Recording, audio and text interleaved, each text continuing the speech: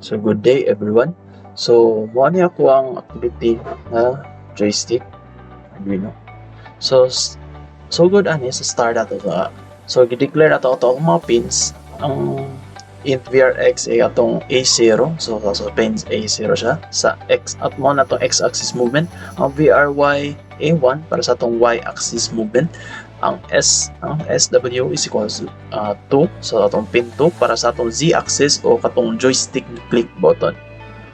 Tapos nag-create pud ta og mga variables na x position, y position, z click, so para ma-store na to atong mabasa sa atong joystick.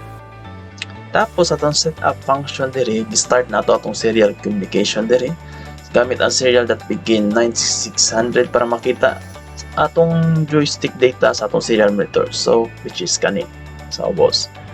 Tapos so dayon giset na to ang button pin gamit ang pin mode,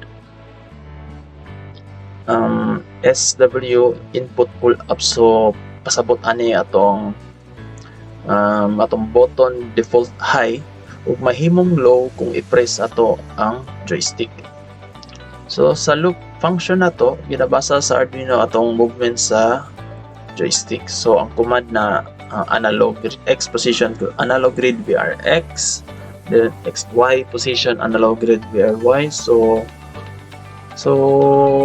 atong vrx nagbasa siya sa x-axis movement, ang mga vry nagbasa siya sa y-axis movement. So atong values ani kasi usually 0 hangtod 1023, so depende kung asa nimo gi-move ang joystick. Dayon atong digital read diri gigamit ni para ma-detect kung gi-click ba atong joystick or dili. So kung low ang value, pasabot na click ang joystick. So kung high ang value, pasabot wala gi-click. So manana atong i-print na to so ga-print ta diri atong x value, ang y value o ang z click status niya sa serial monitor, which is nakita niya diri. So gamit ang serial print. So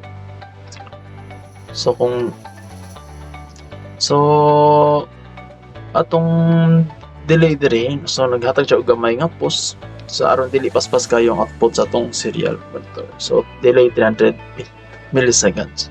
So kintibukan na itong program kay nagbasa sa movement sa joystick sa x o y direction o nag-detect usab siya sa atong click sa atong joystick button. So mao ni atong final